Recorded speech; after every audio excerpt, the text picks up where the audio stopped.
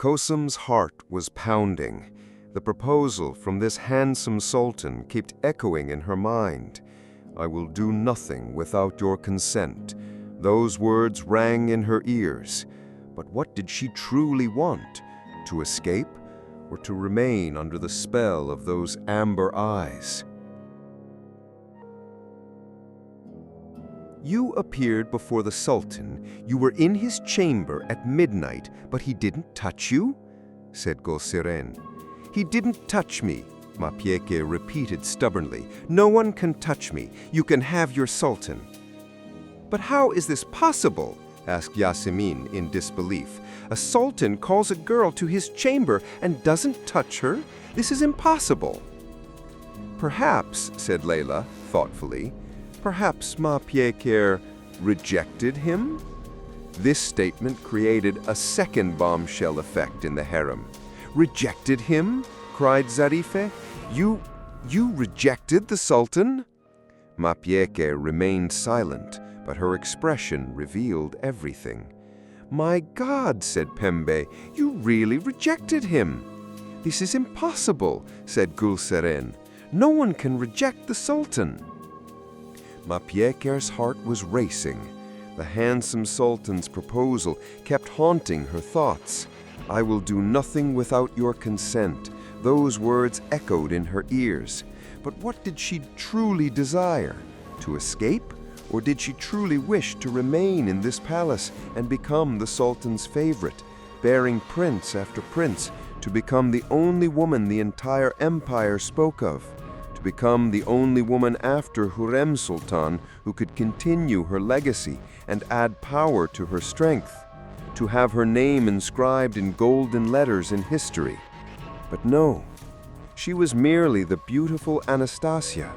All she wanted was to return to her family and erase this palace, that breathtakingly handsome yet potentially fearsome sultan, from her mind forever. She lacked the strength for this struggle. Her pure heart, her delicate body couldn't withstand the games of this palace. This competition wasn't her affair. She should have a simple, happy life, a life away from ostentation. She should have nothing to do with the Ottoman palace or Sultan Ahmet. Or so she believed, for now. When Mapieke returned to her room, it felt as if she had come from a different world. She lay down on her narrow bed, but her body was tense, her mind soaring. Staring blankly at the ceiling, she relived that night over and over again. "Oh my God, was this a dream?" she whispered in the darkness. She placed her hand over her heart. It was still beating wildly. When she closed her eyes, she saw the Sultan's final gaze. What was in those amber eyes? Disappointment? Sorrow? Or understanding? "Did he truly want me?" she asked quietly. "Or was what he showed merely courtesy?" The Sultan's voice echoed in her ears. "I will do nothing without your consent." What did these words mean? No Sultan would speak this way. When power was in his hands, why had he given her the right to choose? This was what surprised her most. The monster she had expected never appeared before her. Instead of that terrible old, ugly man, a sultan no different from a fairy tale prince had emerged, as if he had stepped out of the story she had heard in childhood. She tossed and turned in thought. The sultan's handsome silhouette wouldn't leave her mind, and a strange warmth enveloped her entire body. What kind of feeling was this? Why was her heart beating so fast? Why were her hands trembling? She couldn't sleep until morning. As the first rays of morning light filtered through the window, Mapieke was still thinking about that moment. The Sultan's handsomeness wouldn't leave her mind. She recreated that magnificent vision in her mind, that enchanting man standing in candlelight. Dear God, how could such a beautiful man be created? His tall, athletic body seemed to have emerged from a master sculptor's hands. His broad shoulders, strong arms, slender waist, every detail was perfect. But his most mesmerizing feature were those eyes, deep amber-colored, as if golden sparkles danced within them. When he looked at her, she felt as though he could see into the depths of her soul. In those eyes were both power and compassion, both authority and tenderness. His hair was dark brown, slightly wavy and silky. His beard was carefully trimmed, his facial features sculpted as if by God's special attention. His nose line was noble, his lips perfectly shaped, his chin strong. When he spoke, the tone of his voice was magical, deep, masculine, yet gentle at the same time. When he said, "I will do nothing without your consent," the sincerity in his voice. Why had her heart felt so constricted in that moment? This man cannot be real. He's like someone who stepped out of fairy tales. At breakfast, the concubines pounced on Mapeker the moment they saw her. Everyone was curious. "Mapeker!" cried Zarifa, her eyes sparkling. "Finally, you're here! We've been anxious since last night." "Tell us," said Gulseren excitedly. "How was the Sultan? Was he terrible?" "Was he very old?" asked Pembe. "Did he hurt you?" Yasemin asked with concern. "Was he really ugly?" said Leyla. Mapeker put down the piece of bread in her hand and stood up angrily. You lied to me, all of you. You said monster, you said old, you said ugly. You said he devours hearts. All lies, all of it." The girls looked at each other with grins. "What lies?" asked Zarifa in surprise. "We told you what we saw." "Which Sultan did you see?" cried Mapeker. "The Sultan I saw was nothing like that. Young, handsome, noble, gentle, the complete opposite of what you said." These words had a bombshell effect in the harem. The girls stood frozen with their mouths agape. "So she liked our Sultan," Zarifa smiled cunningly. "Then why did you return here? Why didn't you stay with him? You said he was so handsome." Mapeker blushed. This is something else." "What else?" said Gulseren. "You liked the Sultan, but didn't stay with him. How does this work?" "I have a family. I miss my homeland," Mapeker defended herself in broken Turkish. "But you also liked the Sultan, didn't you?" Pembe insisted. "Unless..." Zarifa looked at Mapeker suspiciously. "Wait a minute. What did you do with the Sultan?" Under the suspicious gazes of the girls, Mapeker became increasingly cornered. "What do you mean, what did I do?" she asked defensively. "I mean," said Zarifa slowly, "did the Sultan touch you?" Silence fell over the harem. Everyone held their breath, waiting for Mapeker's answer. "Who would touch this one?" said Gulpembe like an unopened bud. "What does she know of coquetry, of seduction?" "I did not let him touch me," Mapeker said stubbornly. "How didn't he touch you?" Gulseren was astonished. During this argument, Mapeker's beauty was striking in the daylight again. Standing angrily, her cheeks flushed, her eyes sparkling, her beauty in this state was breathtaking. Her dark brown hair scattered golden glimmers in the morning light, cascading in waves over her shoulders. Those magical eyes, the color-changing ones that were sometimes green, sometimes blue, sometimes gray, now sparkled with anger and appeared even more striking. Her fine eyebrows, long ash lashes, naturally red lips, there was perfection in every feature. Her neck was long and graceful, her hands delicate and white. Her body's lines were flawless, slender waist, defined hips, proud bearing. As the girls looked at her, they could barely restrain themselves from going mad with jealousy. Poetry could be written about this beauty. Tales could be told. The answer was clear. This was why the Sultan wanted her. Because of this beauty and pride, he was rejecting other girls, thinking only and solely of her. Of course, Zarifa muttered to herself, with this beauty, anything is possible, she hissed inwardly. Meanwhile, there was a critical issue in the background of the palace. To strengthen the Sultan's reign and secure his throne, a male heir was absolutely necessary. The continuation of the Ottoman dynasty depended on this. Without a prince, the Sultanate would be in danger. Valide Sultan Hamdan Sultan was aware of this situation and was anxious. The Sultan was very young, but having a male child was essential.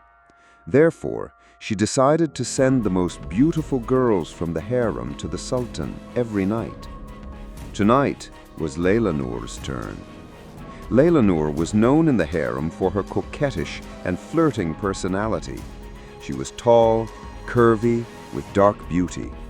Her eyes were hazel, her hair black and wavy, her voice sweet, but her greatest skill was her mastery in captivating men. When she saw Mapeker, she approached her with a smile. "Dear Mapeker," she said in her honey-flowing voice, "tonight I'm going to our Sultan." The other girls gathered around them, beginning to listen excitedly. "Really?" asked Zarifa. "Of course," said Leylanur proudly. "I'm making my preparations. I'll enchant our Sultan so much that he'll never be able to part with me again. I'll do things you couldn't understand or accomplish." Mapeker listened silently, but something strange was happening inside her. "I'll show all my charms," Leylanur continued. "I'll bear a male child and become Haseki Sultan."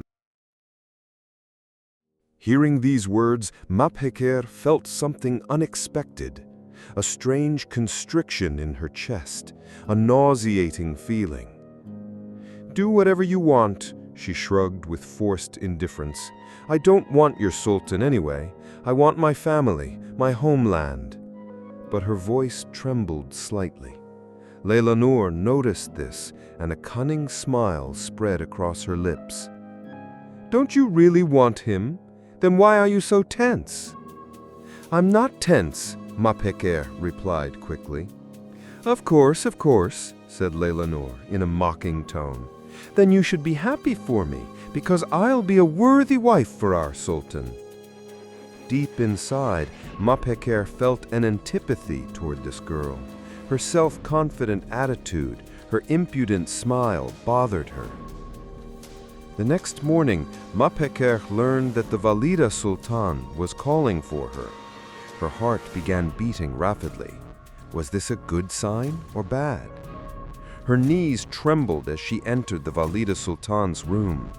Hamdan Sultan stood before her like a queen in her gold-embroidered navy blue kaftan, the precious jeweled crown on her head, rings on her fingers. Beside her stood harem guards and kulfas in formation. The room was large and ostentatious. The walls were decorated with silk carpets. Precious Persian rugs were spread on the floor, and beautiful fragrances filled the air. "Come closer," said the Valide Sultan in a cold and authoritative voice. Mapeker slowly approached, bowed her head, and knelt down. "Stand up," commanded the Valide Sultan. "I will look at your face." Mapeker stood up, but didn't dare raise her eyes. "Look at me," commanded Hamdan Sultan. Mapeker helplessly raised her eyes and met the Valide Sultan's sharp gaze. You rejected the Sultan," she said slowly. There was both amazement and anger in her voice. Mapeker couldn't answer. "Speak," she commanded harshly. "Why did you reject our Sultan?" I, Mapeker stammered. "Not I. Speak properly. What audacity is it to reject such an emperor?"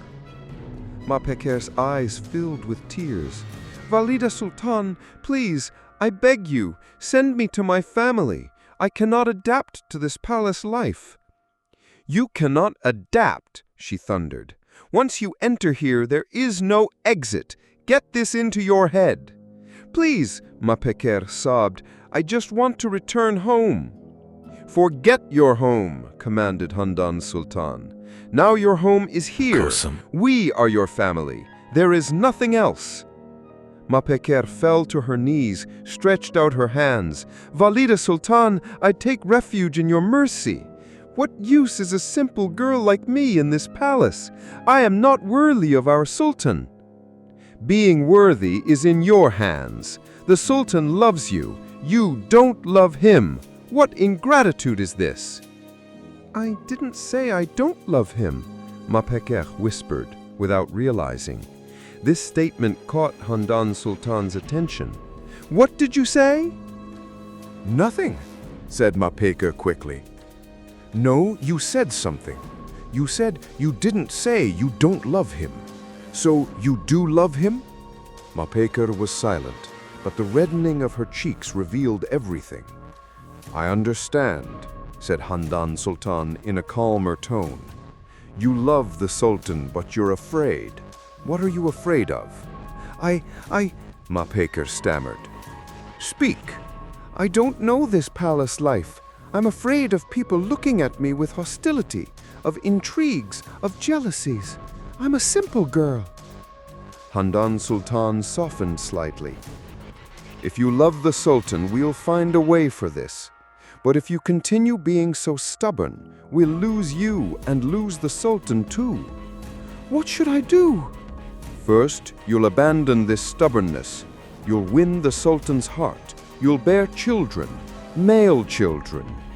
Mapeker thought, was she ready for this? But just then, Mapeker stubbornly resisted again. "No, I still want my homeland. Please let me go." This statement was the last straw that broke Handan Sultan's patience. "Enough!" she roared. "Take this girl who has been defeated by her stubbornness. Nothing will come of this. Hopeless case. Throw her in the dungeon. Let her mind come to her senses." When the harem guards grabbed Mapeker by the arm, she resisted.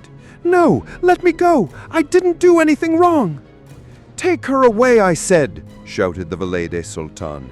"Train this one properly. Lock her in the dark dungeon. Give her no food, no water, nothing." Mapeker was thrown into a dark, cold, damp dungeon.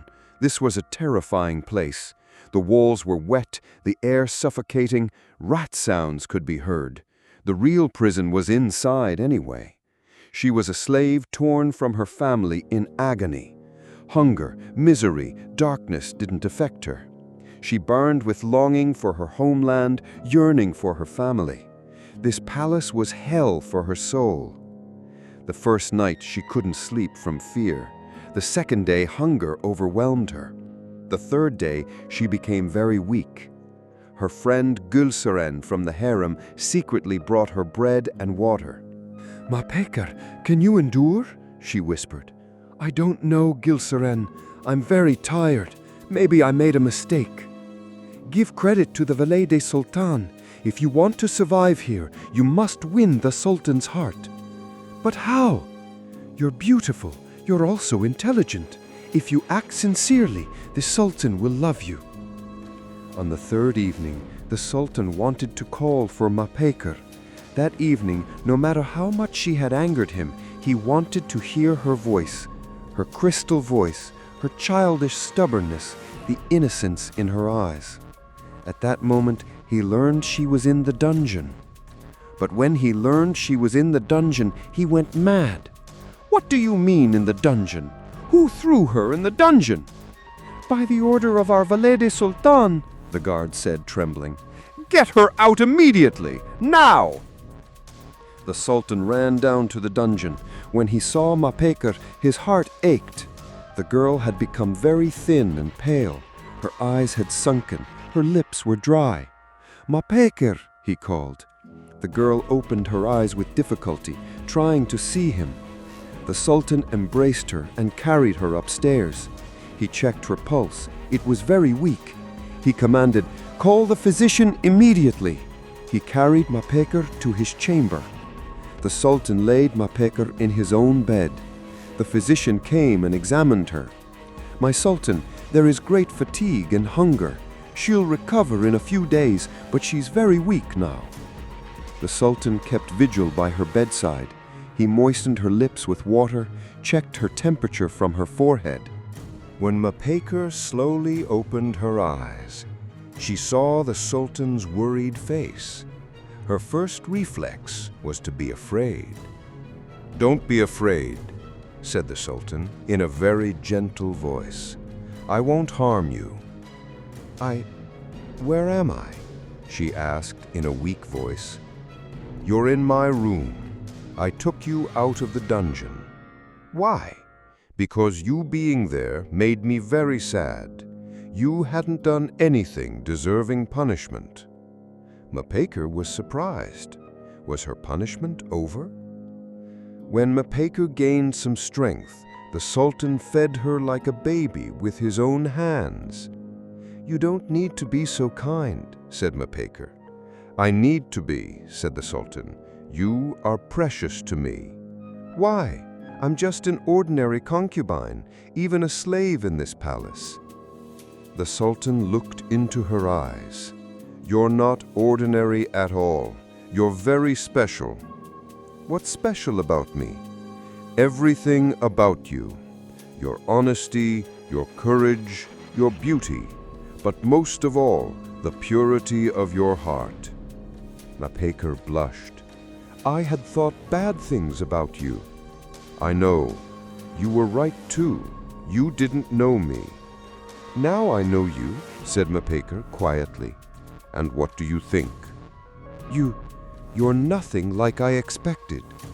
"In a good way or bad way?" "In a good way," she whispered. The Sultan smiled. That evening they talked for a long time. The Sultan told her about palace life, about state affairs.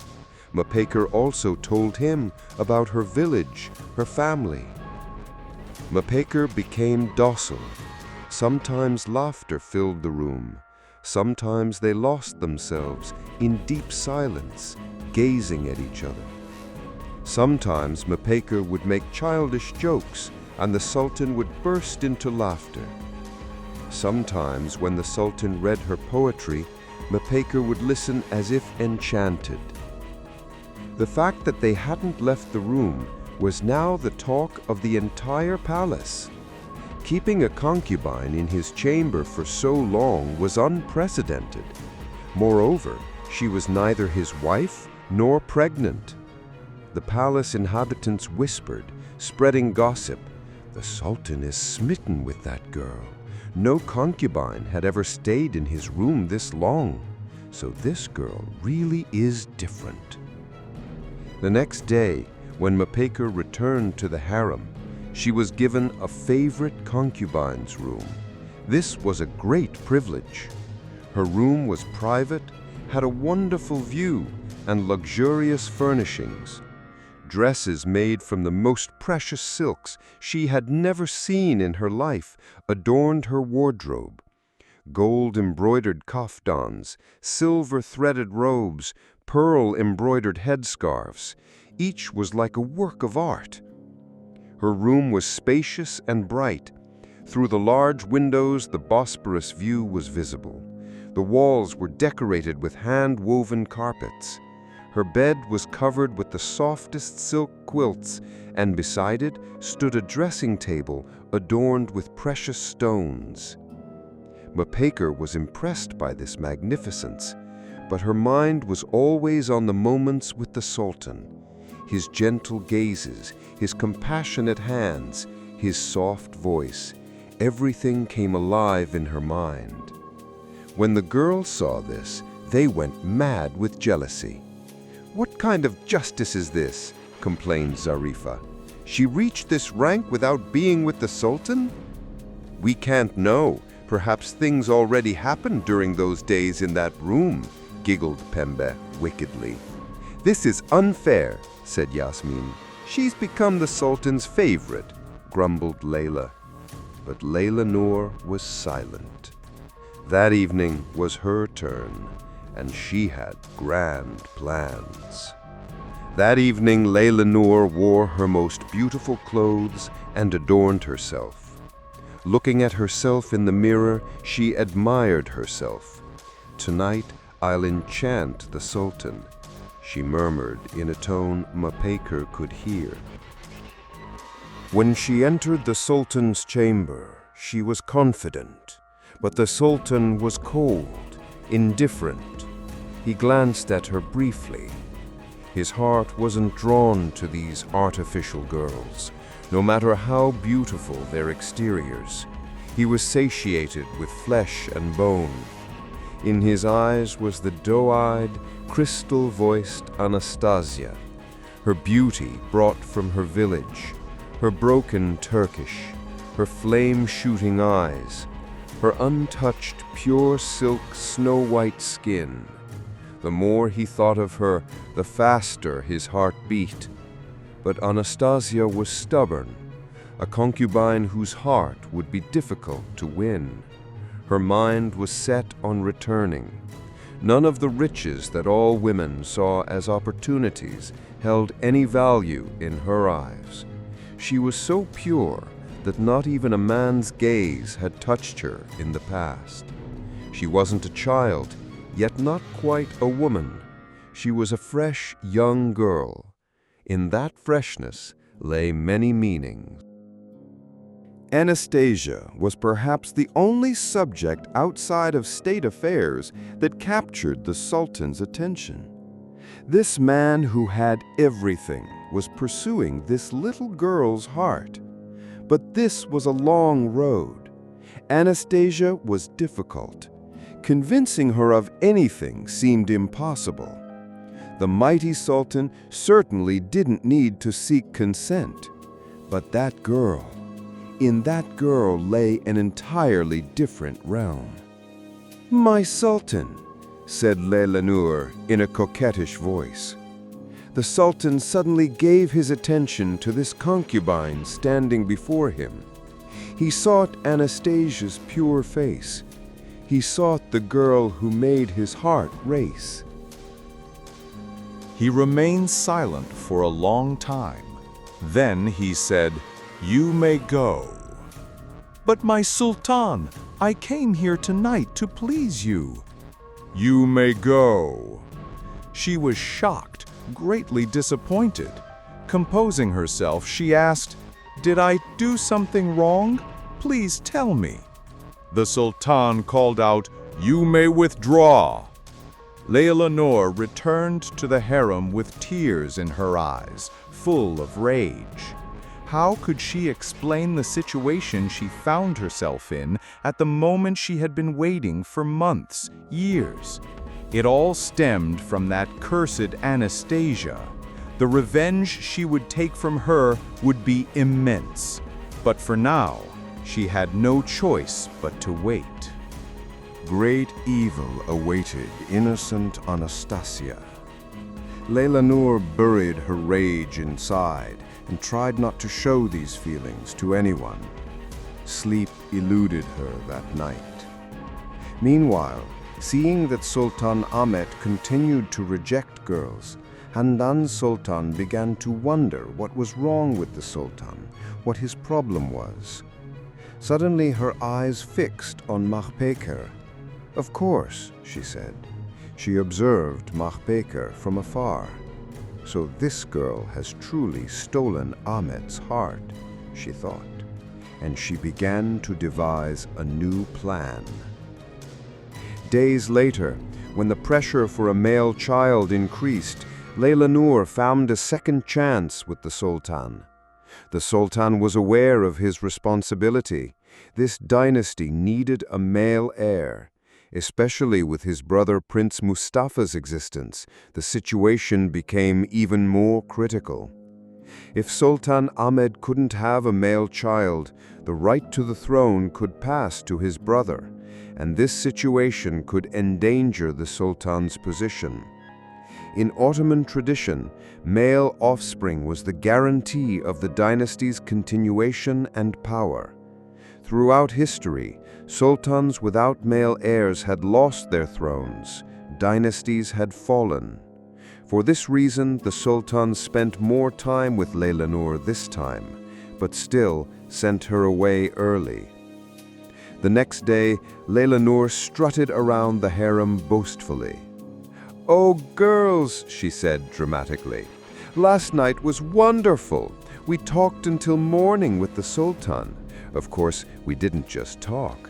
Oh, what a magnificent night it was." The other girls gathered around her curiously. Tell us. You didn't know how romantic the sultan is. He recited poetry to me, said sweet things." Mahpeker listened from afar, her heart burning. "We didn't sleep until morning," Leylanur continued proudly. "The sultan loved me so much that he didn't want to part from me." Mahpeker could no longer bear it. With anger rising inside her, she stood up. "You're lying," she cried. "I saw you returning early." Deep silence fell over the harem. Everyone turned to Mahpeker. "What did you say?" asked Leylanur, her face flushed. "I'm telling the truth," said Mahpeker with determination. "I saw you returning before midnight. You didn't stay until morning." How do you know?" stammered Leylanur. "Because I couldn't sleep and was looking out the window. I saw you leaving the sultan's chamber." This statement had cornered Leylanur. The other girls also began looking at her suspiciously. "So you were lying," said Zarife with disappointment. I stammered Leylanur, then turned angrily to Mahpeker. "She's lying!" Mahpeker didn't even bother to respond to her. Her world had already collapsed. Even though Leylanur's exaggeration had been exposed, the fact that the Sultan had been with her that night didn't change. Moreover, the Sultan hadn't even called for her again for days. This thought created deep pain within Mahpeker. She kept questioning why. That night, when she lay in her bed, she felt a sharp pain in her chest, as if a dagger had been plunged into her heart. What kind of pain was this? Why couldn't she breathe? Why were her hands trembling so much? This feeling was so foreign to her that at first she thought it was illness. But then she understood. This was jealousy. The first time she had felt this burning, merciless jealousy. "My God," she whispered in the darkness, "what kind of feeling is this?" When she closed her eyes, she imagined how the Sultan kissed Leylanur, how he loved her, how they whispered to each other. With each fantasy, her heart ached more. Her breath became more constricted. It was as if a fire burned in her chest, consuming her entire body. Tears began to flow from her eyes. Then she began to question herself for having these feelings, because she actually wanted to escape from the Sultan, not from the palace, right? She missed her home in Greece, her father. She had nothing to do with this palace or with this Sultan. So then what was this pain? Why did her insides burn so much when the Sultan was with someone else? "I was a fool," she murmured as tears streamed down. "For a moment, I thought he was interested in me too. In his room, he looked at me with his hands. We talked eye to eye for hours. I saw myself in his pupils. Was it all an illusion?" "I will do nothing without your consent," the Sultan had said. So what if she consented now? What if she opened her heart to him now? But was it too late now? Had the Sultan's heart turned to another? These thoughts were driving her mad. She tossed and turned in her bed all night. Sometimes she missed the Sultan. Sometimes she was angry at herself for having these feelings. Didn't she want to escape? Didn't she yearn to see her family? But her heart revealed her lie. With each beat, it whispered the Sultan's name. With each breath, she searched for his scent. Those amber eyes, that magical smile, those gentle hands. Everything now seemed as if it belonged to someone else. At that moment, a voice whispered to Mapekar, "Anastasia!" Anastasia turned and looked. This voice sounded familiar, a medium-thick, rich young man's voice. Two bright blue eyes appeared from behind the darkness. Anastasia froze in shock. What awaits Mapekar in episode 4? Who is the mysterious man she encounters in the darkness? Is Mapekar now aware of her growing feelings for the Sultan? How will this jealousy change her? And most importantly, who truly resides in the Sultan's heart? If you're curious about the continuation and want to hear about other sultans, let us know in the comments. Don't forget to follow and turn on notifications, because KSM's story is just beginning and the most beautiful battles of love have yet to be fought.